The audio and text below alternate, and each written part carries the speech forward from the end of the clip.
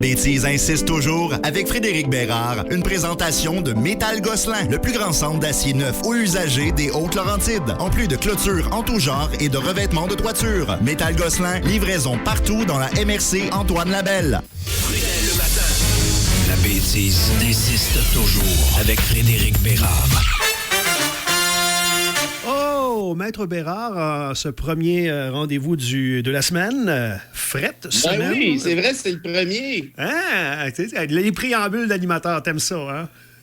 Ah, j'adore ça.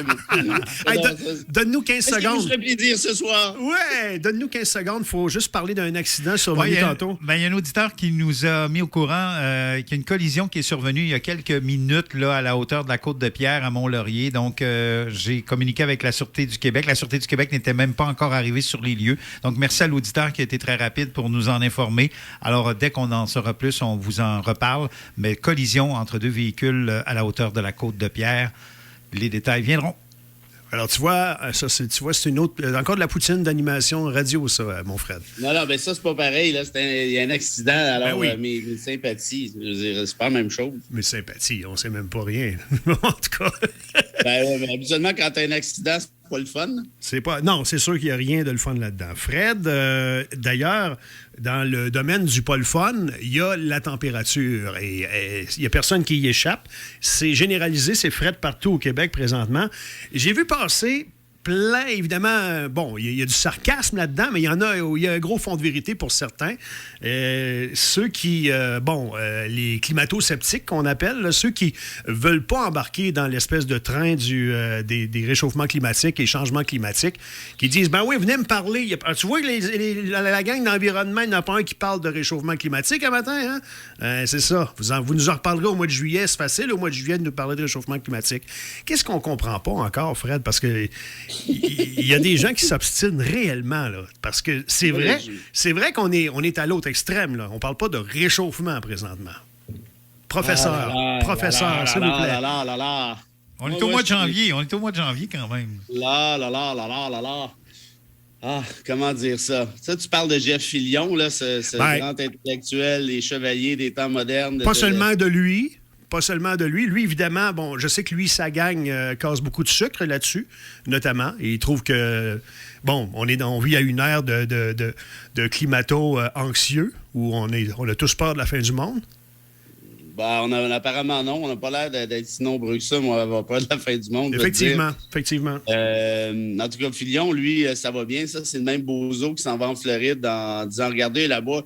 Ceux qui disent que la COVID n'existe pas, habituellement, généralise, là, ont bien souvent la même posture sur le réchauffement climatique. Mais qu'est-ce qu'il faut comprendre sur le phénomène actuel?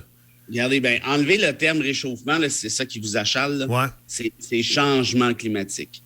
Et ça, puis vous pouvez le remarquer, c'est déjà parti.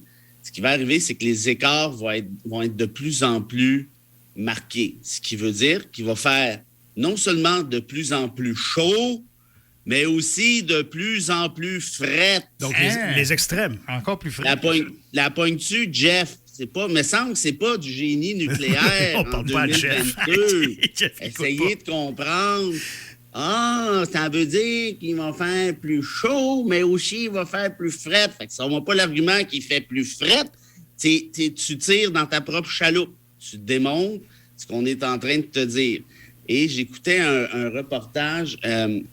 absolument ça. En fait, c'était pas tant un reportage qu'une entrevue avec un responsable d'une des institutions québécoises sur le climat, un scientifique, là, pas Ticoun Balloon. Et il expliquait tout ce qui s'est passé en Colombie-Britannique cet été. Ouais. Là, on le voit. Écoute, c'est pas des farces. Ils ont déclaré l'état d'urgence climatique en Colombie-Britannique. Pourquoi? Parce que ça a flambé. Évidemment, ça, on l'a vu.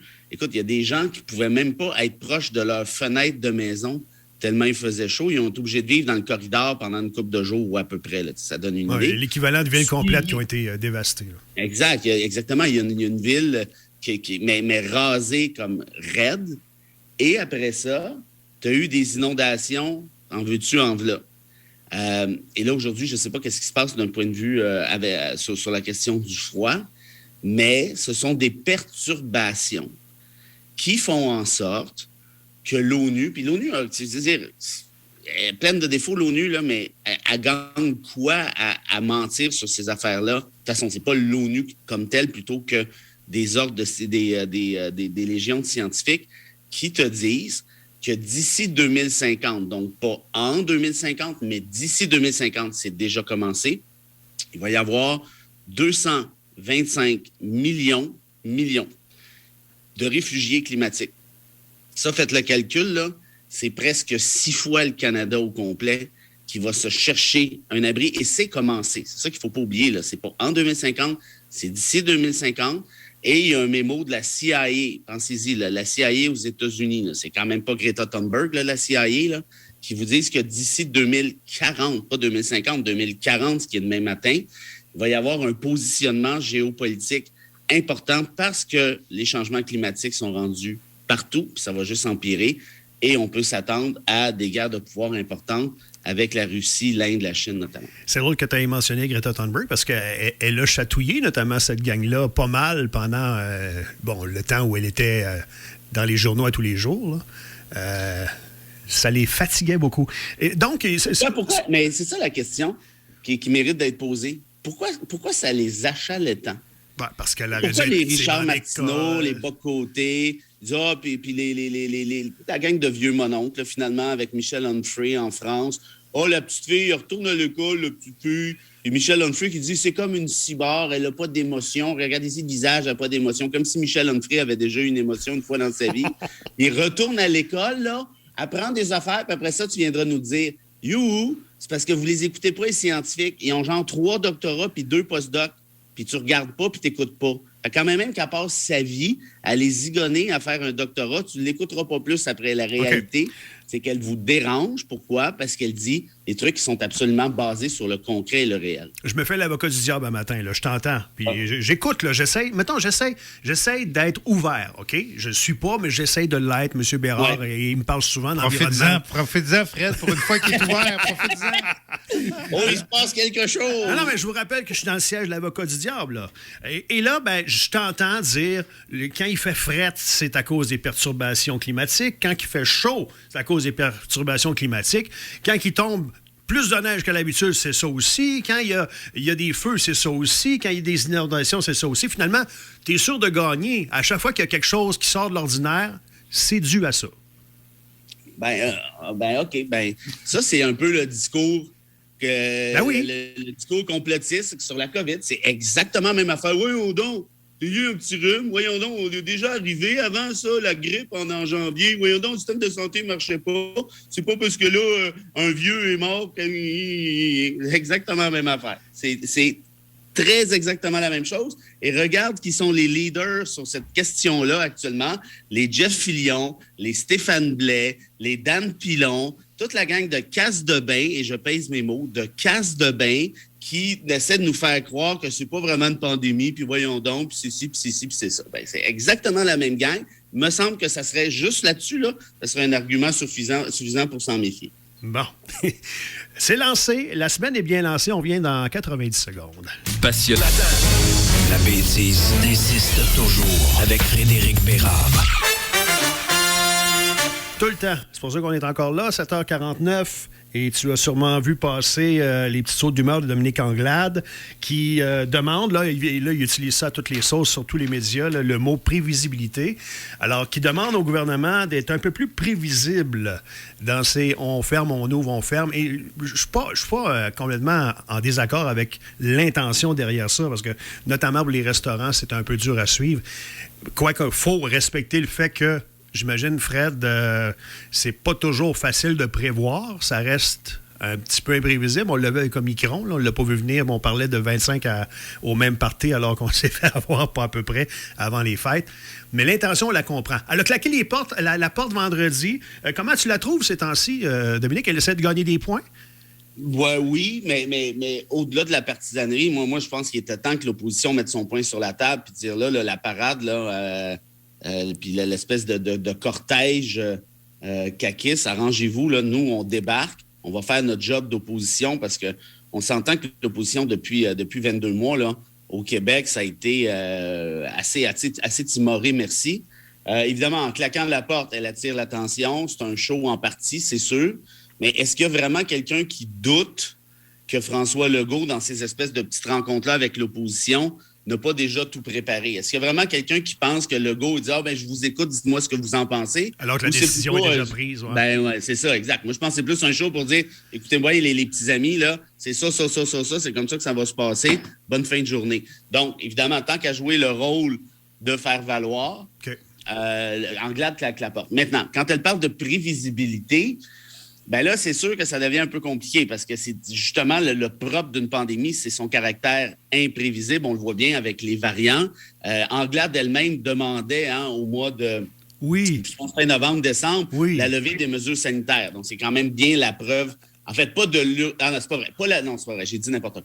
Elle n'a pas demandé la levée des mesures sanitaires. Elle a demandé la levée de l'urgence sanitaire, ce qui n'est pas nécessairement la même chose, dans le sens où elle voulait que le gouvernement rende des comptes à l'Assemblée nationale, comme à l'époque, et ainsi de suite, ce qui, à mon avis, est une bonne idée. Mais tout ça pour dire quand même que ça va vite, puis le caractère imprévisible de la pandémie, c'est le propre d'une pandémie.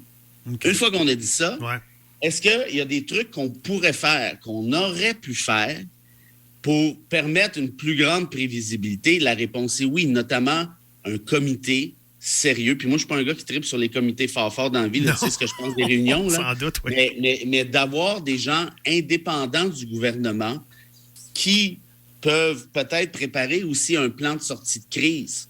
Puis ça peut se faire, évidemment, main dans la main avec le gouvernement, on s'entend bien.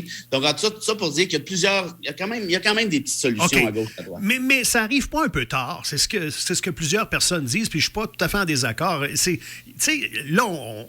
sûr qu'on attribue ça au fait, il y a des élections qui s'en viennent, on comprend qu'il y a une stratégie derrière ça. On aurait aimé ça que ça soit plus senti, que ce soit pas lié à un exercice de vote bientôt. Ouais. Là, mais c'est sûr que ça sent l'électoralisme, mais par contre, disons que je ne suis pas cynique pour deux secondes. Regarde la réaction de la population. V'là 6 mois, v'là 1 an, on était, à part une petite portion de 5, 10, 15, 20 gros max %, on était en faveur des mesures, on les respectait, on suivait le gouvernement. Oui, ça marche, c'est correct, on fait notre effort de guerre, on se ferme la gueule, on fait ce qu'on a à faire et tout. Là, il y avait une collégialité, il y avait une solidarité. Or, celle-ci s'est effilochée, pour ne pas dire quasi effondrée depuis quelques semaines. Depuis Omicron. Depuis Omicron, depuis l'improvisation de novembre, la réouverture de ci, de ça, le Noël à 25, 20, 10, 6, couvre-feu. Restez chez vous, alerte Amber, on va appeler la police, tout le monde en prison. Tu es tout nommé. Tu sens la grogne populaire actuellement. Donc, à quelque part, moi, je comprends un peu l'espèce de réflexe Anglade. C'est que, moi, tu sais, des oppositions qui s'opposent pour le fun de s'opposer, quand la mesure a de l'allure, ça m'énerve. Honnêtement, je trouve ça insignifiant, en fait. Or, je pense que cette opposition-là a suivi le gouvernement longtemps, a avalé certaines couleuvres en disant « OK, regarde, on pourrait faire du capital politique là-dessus, mais on va quand même embarquer dans l'apparat. » Sauf que là, le point de rupture est survenu. La crédibilité de ce gouvernement-là n'y est plus. Les gens n'embarquent plus. Il y a un mouvement de désobéissance civile qui est en train de se créer. Et sans vouloir dire qu'elle cherche nécessairement à surfer là-dessus, je pense qu'elle cherche aussi à dire « Moi, je vais faire ma job de chef de l'opposition. » Et là, arrive un moment donné là, où vous allez nous rendre des comptes. Regarde, les écoles sont ouvertes. On est obligé d'ouvrir les fenêtres à moins 42 parce qu'on n'a pas de système de ventilation. Puis pendant ce temps-là, l'Assemblée nationale est fermée. Pourquoi? Parce que Legault nous dit, là, on peut pas... c'est ça. Mais si l'Assemblée nationale est fermée, l'opposition peine à jouer son rôle davantage. On s'entend là-dessus. J'ai entendu quelqu'un, je me souviens pas qui, j'aurais aimé ça pouvoir la citer, là, mais il y a quelqu'un qui très sagement, intelligemment amené le thème de la communication sur le tapis en fin de semaine. Puis je trouve ça bon parce que à ce moment-ci, bien malin celui qui peut dire exactement quelles sont les restrictions et les choses qu'on doit faire et ne pas faire. Sérieusement, là, on fait de la radio, nous autres, là, puis je serais même pas hâte de dire combien je peux avoir d'invités chez nous présentement. Ça, c'est sûr. Puis à l'évêque, mon ami Gilles Proulx a une formule, le fun là-dessus, c'est il faut arrêter de prendre la population pour un yo-yo. Oui, c'est ça. C'est vraiment ça. Ou s'améliorer en communication, Fred. Bien, en théorie, là, on avait Monsieur Communication en la personne du docteur on sait qui. Ouais. Puis on a vu ce que ça donnait. de ce que j'ai compris, Boileau n'est pas nécessairement, comment je dirais... non. Je n'engagerais pas dans ma firme de relations publiques, mettons. Là. Ça passe pas. Mais maintenant, rendu là, je ne sais plus moi non plus. Puis là-dessus, j'ai de la misère à blâmer le gouvernement à temps plein. Pourquoi? Parce que c'est pas évident là, ce qu'il essaie de faire. Et on s'entend. Et c'est pas seulement qu'au Québec. C'est pas seulement qu'au Québec. Il y a un convoi de camionneurs qui est parti hier contre le gouvernement canadien. Mais la même règle s'applique aux États-Unis. Ils n'ont pas le droit de traverser la frontière non plus, l'autre bord. Ouais. Alors qu'ils s'attaquent au Canada, au gouvernement canadien en disant « On est restreint au Canada ». Mais moi, je vais faire mon petit... je reprends une ligne qu'on a souvent décriée, toi et moi, à l'époque. On va finir là-dessus. Mais quand je suis rendu, puis je ferme ma gueule avec ça parce que là, je veux pas engueuler le staff, puis je veux pas faire de show et tout, là. Mais vraiment, là, le truc de petit savon à l'entrée des commerces, là, quel gaspillage d'argent. La COVID ne se transmet pas comme ça. C'est de l'air. Mais au début, c'était ça la règle numéro 1. Oui, on lavait l'épicerie, les tables, les chaises. Écoute, tout le fric qui est siphonné dans des entreprises pour des gugus. Je ne sais pas à quel point ça coûte cher, là, mais mettons, au Provigo de Saint-Michel-des-Saints, il y avait un petit gars qui était à l'entrée avec son truc de pompe à savon. Puis, tu sais, je pense qu'à peu près dans chaque PME, c'est la même chose. Ça nous a coûté combien de savon à main? Puis il y avait des savons qui ne sentaient pas très bon non plus. Là, le cœur te levait. C'est pas pour me vanter, mais moi, je me lavais les mains bien avant la pandémie. C'est comme ça. Bravo, Fred. Bravo, Fred. Je dis que là, c'est rendu. Là, ça commence à ressembler pas mal à du n'importe quoi, là, cette histoire-là. Fred Bérard est un gars qui a les mains propres, mesdames, messieurs. À demain. Au sens propre, à tout le moins. Voilà. Salut, à demain. Salut. La bêtise insiste toujours avec Frédéric Bérard, une présentation de Métal Gosselin, le plus grand centre d'acier neuf ou usagé des Hautes-Laurentides. En plus de clôtures en tout genre et de revêtements de toiture. Métal Gosselin, livraison partout dans la MRC Antoine Labelle.